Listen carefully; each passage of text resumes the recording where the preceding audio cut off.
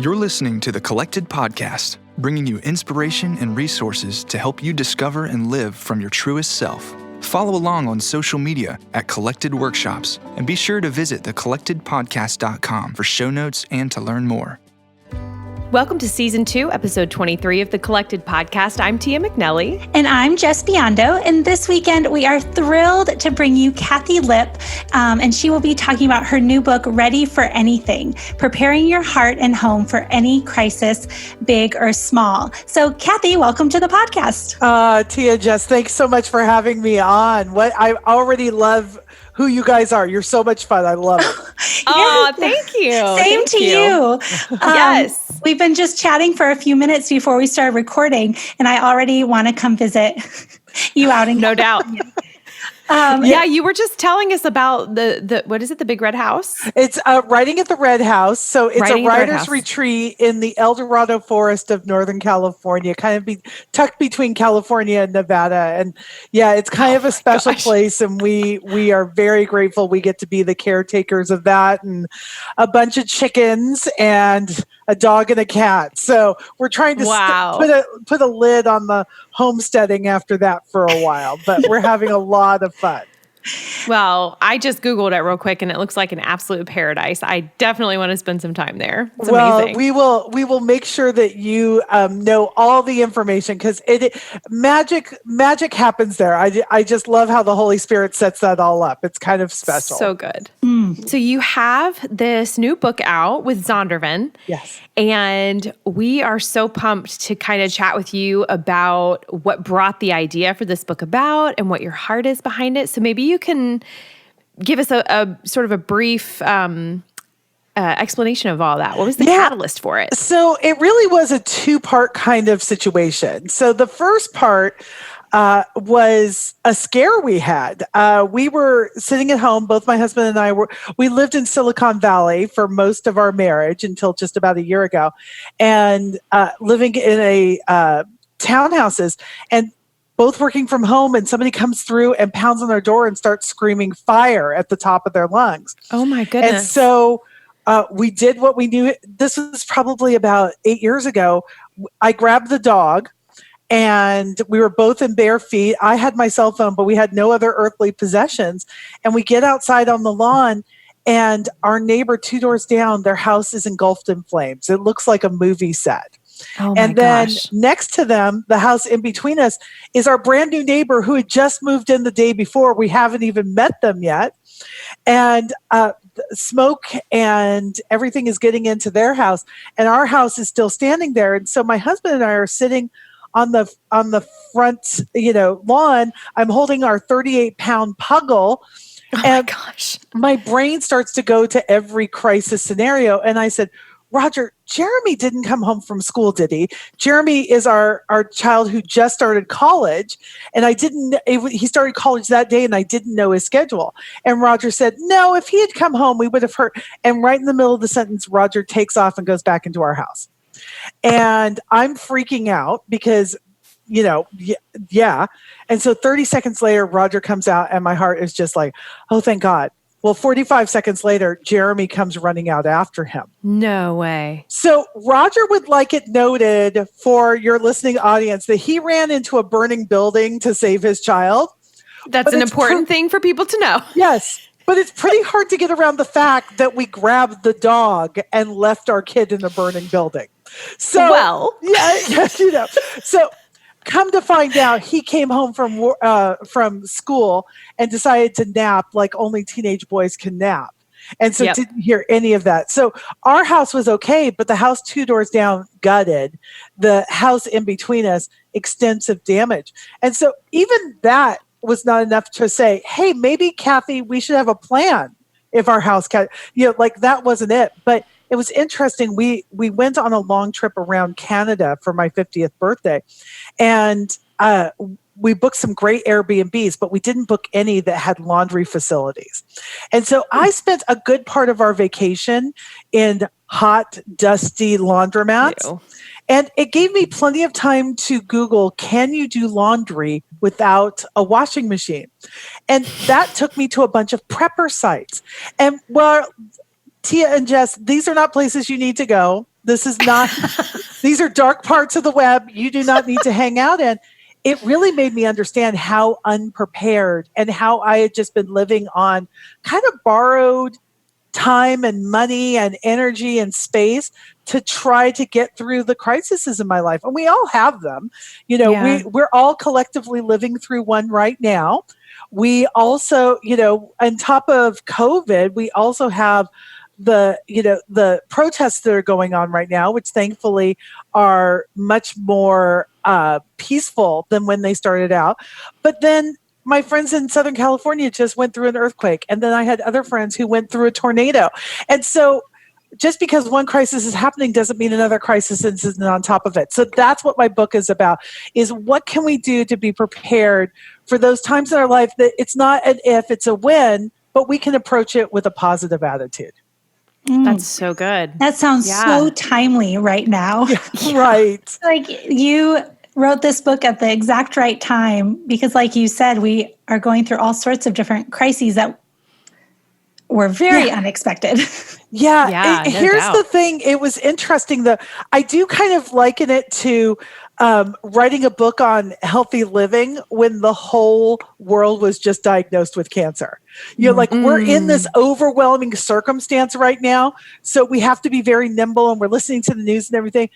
But we also have to know that this isn't the only thing that's going to be happening. So there are a few key things that we can put into place that's going to make it so much easier for the next crisis that comes, that we don't have to be overwhelmed by it.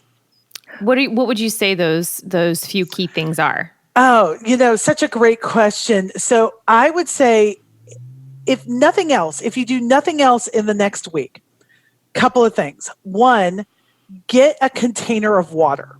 So I know that sounds crazy, but if you have even like a Home Depot bucket or something around like that you could put some water in, because water is your most valuable resource in a crisis. Now, for COVID, that hasn't really been the circumstance, but in the midst of all of this, we lost water at one point. And even if you have, your Costco 72 bottles, that's great for drinking. You don't want to have to use those for flushing the toilet. Right. So I want you to be able to do laundry. I want you to be able to, flush your toilets, take a bath, whatever you need to do without using up your drinking water. So get 5 gallons of water somehow. And then the other thing is pull together some $1 bills. If you could get to 100 $1 bills, that would be helpful. Because here's the thing you will never say, wow, I saved up too much money for that crisis. I just did not need all that money. So it's great to be able to have money on your phone to do DoorDash and things like that. But if I've been in a statewide power outage before where they couldn't accept credit cards, but gas pumps were on, they had reserve power for gas pumps. So as long as you had cash, you could purchase gas. You could purchase it. As long as you had cash, you could purchase gas.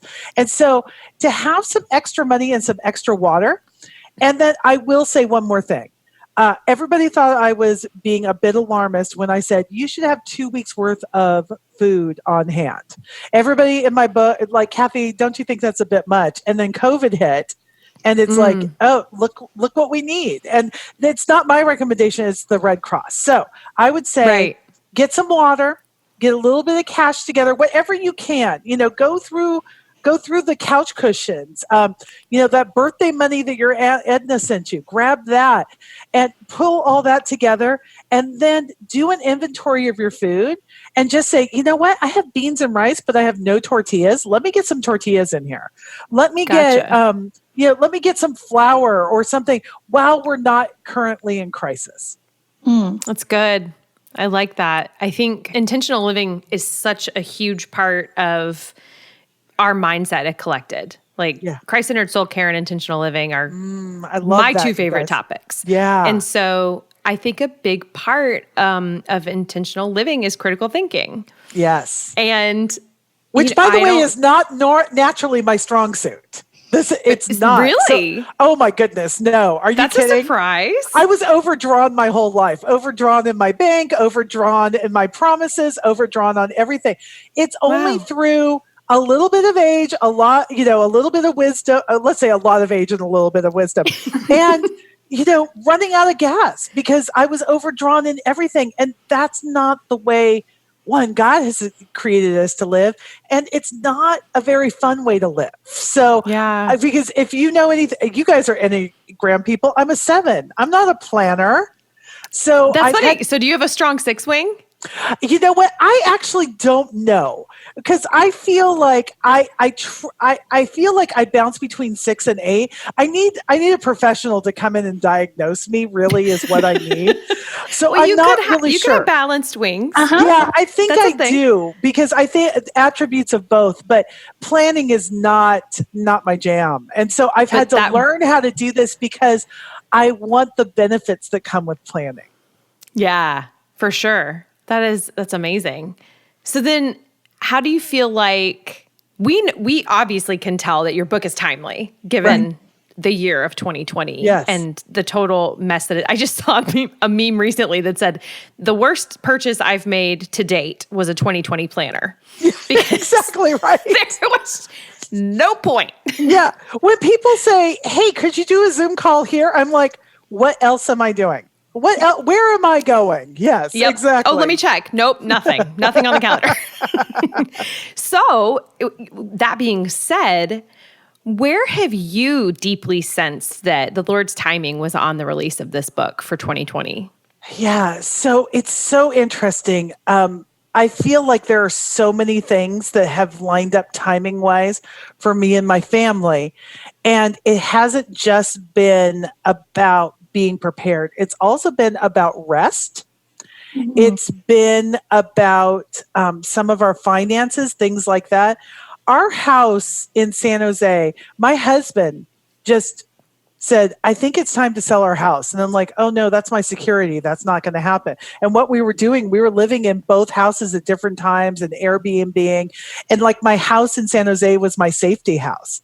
And he says, "I really sense that we need to sell it now." And so we did. The house changed hands on the day shelter in place went into effect in Santa Clara County where we lived. Wow. And here's the thing, we would not have been able to Airbnb that. We couldn't give it away. And so I look at that and I say, God is lining up all of these things with the book, with our own personal thing. That reduced our costs greatly. And here's the thing, because my husband works for a major corporation, in order to survive, they have cut everybody's salaries. And I just think about when we commit our plans to God, things are at work that we have no understanding or no idea of, except in retrospect. So true. But I know when I have felt so out of control with everything that's been going. And by the way, we've had personal things on top of COVID like everybody else has. Crises are rude. They show up unexpected and they always bring a friend. And I'm keeping that. Yeah, it's so true. And so, but here's what I understand. Even when I can't control the situation, I am adored by the one who is in control of the situation. And so I can be at rest, and I have to keep telling my brain that, and I have to keep telling my heart. My heart has to keep telling my brain, you are adored and cherished by the one who's in control. And so you're not alone. You are not forgotten in this situation. And remember, every time you've looked back at your life, Kathi, and you've seen what God has done, you could have never controlled or organized any of that. It was totally up to God. So that's where I have to sit in the not knowing, but using wisdom to prepare and faith to trust God. There's this beautiful meshing of that says I can be at rest. That is amazing. Yeah, that's beautiful. But learn the hard way, like everybody else, right? Yeah. I feel like a lot of wisdom is learned the hard way. It's the only thing. I have never learned anything sitting on a beach.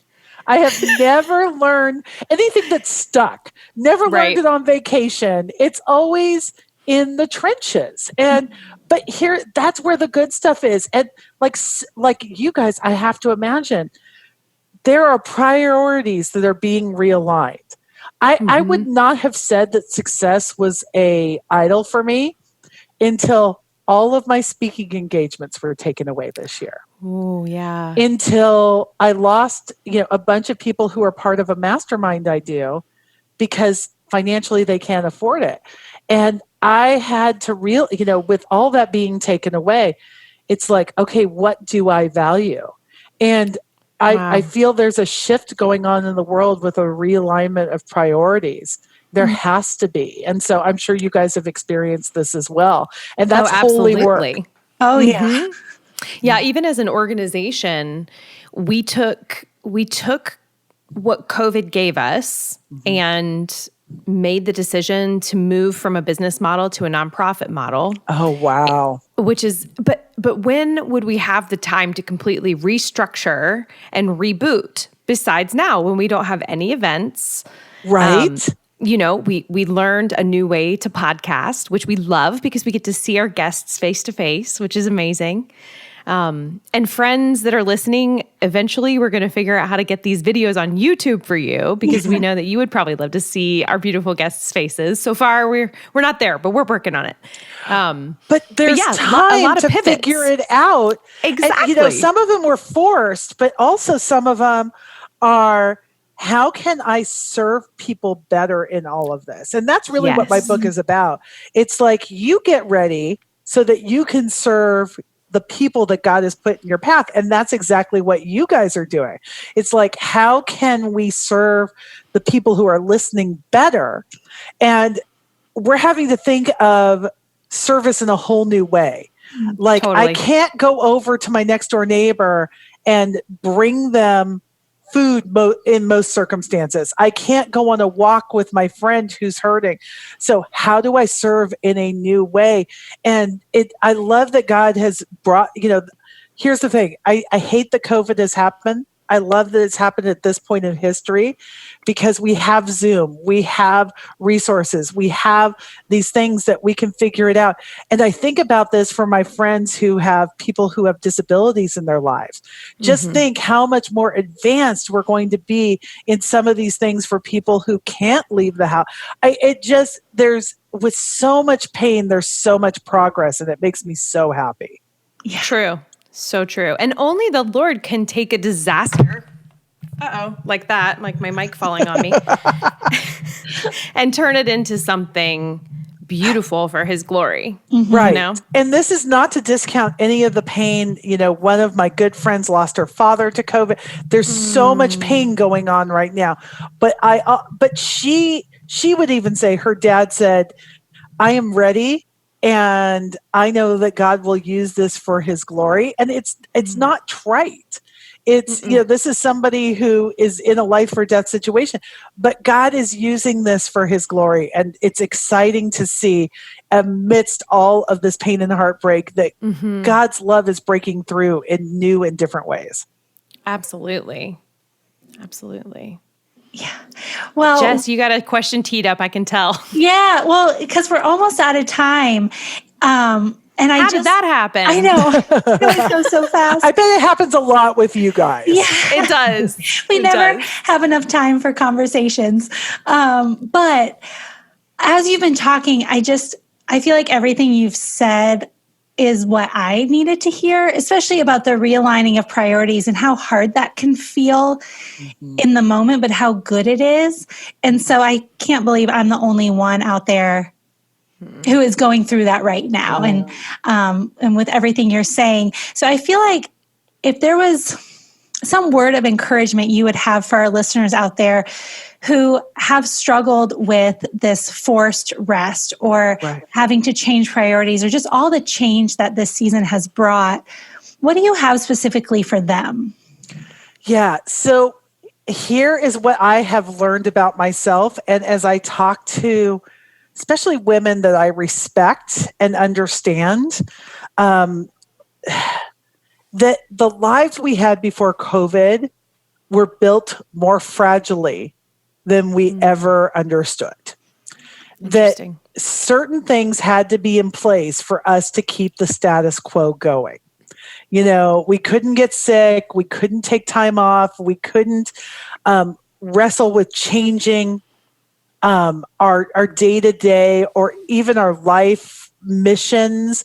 We couldn't take a second look at that because we were on a path where we had to keep going in order to not upset the cart for other people in our lives, to not upset the cart for things that we had sacrificed before. But here is what I am learning about myself, and I'm learning about the amazing women in my life. That one, we are more nimble than we know. And we have the ability to change more than we ever thought that we did. And two, some of those things that we held up as idols were actually strapped to our back, keeping us down. And that those things that we were working so hard to support and to protect and to insulate were the things that were keeping us stuck. We were not stuck because of COVID. We were stuck because of decisions that we made maybe 5-10 years ago that we were still clinging to. And that this is a time that we can strip off those expectations and say, you know what? God has called me to a new thing. And maybe God has been wooing me for 5 years, a decade, 20 years. But now is the time where we had to make those decisions. So not only are we more nimble than we know, we're more resilient than we know. And here's the other thing, we're more prepared than we know. Our brains we've got lots of folds in those brains, and we've been collecting information, and we're smarter and we're more resourceful than we ever thought. And so I look at we've got a teacher and a parent on here who have made this whole education thing work. You've changed up your ministry. God has called you and this ministry for such a time as this to respond to the needs of his women. And so I know that that's what Kathi. I'm going through right now, and I'm excited for you guys and what God is bringing forth for you. That's so good. I have to throw in really quick. So when you were talking about carrying these idols on our back, kind of as baggage, I think I blogged about this a few months ago, but I had this vision recently, and it was, I hope that doesn't freak you out. Oh, no, I'm good. But God gave me this picture of a girl, of a young woman, and she had a girl or another young woman with her, and they were coming up on a chain link fence, and there was a lot to the scene it's not relevant right this second, but at this chain link fence, there was a little part at the bottom that you could try to squeeze under. And the flash of this picture that I got was God saying, if you want to go where you've never been before, you're going to have to leave some things behind. Ooh. And it came to mind when you said that, because the picture was of the leader woman taking off her backpack to go under, but she wouldn't be able to retrieve it. So, I just think I didn't really necessarily consider that backpack might be holding idols. And I just feel it all over my body right now that's what it is. On the edge of tears. You saying that has been really impactful. So thank you for that. Oh, well, thank you for giving me the space to say it. Yeah, absolutely. Absolutely. Wow. I feel like we're going to need to have you back on the show, because that went incredibly too fast for me. I would be honored, and I just feel like there's a freedom talking to you guys that I don't always get. So thank you. Oh, that's so good. I love that. And I'm definitely going to be reaching out about your writing retreats, because I'm so excited about that ministry. How cool. It's a really special and one of the things that we talk about there is freedom. The freedom to write what God has called you to. So yeah, so good. I would love to see you there. All right. Well, thanks for being on the show, Kathi. Thanks for having me, you guys. Wow, Jess, I feel like I just made a new friend. Right? I feel like our connection with Kathi was so fast and furious, and that there's so much more to know about her. So we are going to link to everything that Kathi does. I absolutely loved the way that she was free to just let the Holy Spirit speak through her. Yeah.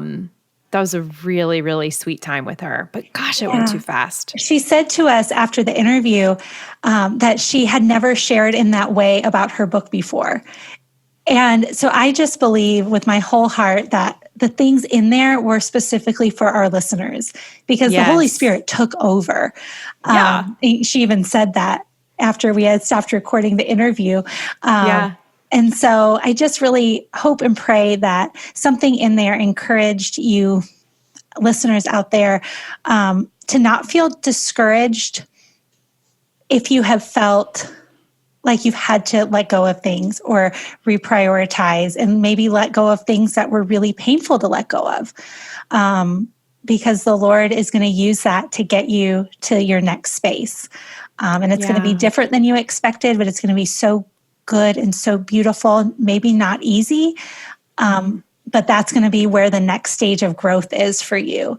And so if that is you out there, we would love to hear from you and hear your story. And if you want to share your story on our platform, like we would always welcome people to come in and pop into maybe our outro and just join in the conversation with us. I'm just spitballing here, but it's great. We want to try new things and get you involved. And we want to be a platform for sharing the way that God is working in your lives and connecting with you with who you're created to be. And so if that's happening for you, we would love to hear about it and celebrate with you and encourage you in that. Absolutely. Oh, I love that idea, Jess. It's going to be great. So if you're interested in connecting with us, you can reach us at info@collectedministries.org. And that is a new email address. Yes, it has changed. hello@collectedworkshops.com still is active, but we are shifting over. Our website is now located at collectedministries.org. And we have moved to a nonprofit model. And so we want to make sure that everybody knows that you can absolutely donate to support our ministry at any time. But that's all for this week, folks. We love you, and we'll talk to you soon. Bye. Thank you for listening to the Collected Podcast. Be sure to subscribe, rate, and review. And if you like what you've heard, we'd love it if you would help spread the word. Check back here for weekly episodes dropping every Thursday. You can follow Collected on social media at Collected Workshops. The Collected Podcast is also on Patreon at patreon.com/thecollectedpodcast. That's Patreon. Become a patron for as little as $1 a month to gain access to bonus content, early bird ticket sales, exclusive contests, and more. You can also find Tia at Tia McNelly Notes, Jess at Spreza Foundry. Collected proudly supports and partners with Flourish Kenya, a nonprofit working to prevent and support unplanned adolescent pregnancy in rural Kenya. Learn more at flourishkenya.org. The Collected Podcast is recorded and edited by Jacob Early. Music is by Asaf Alan.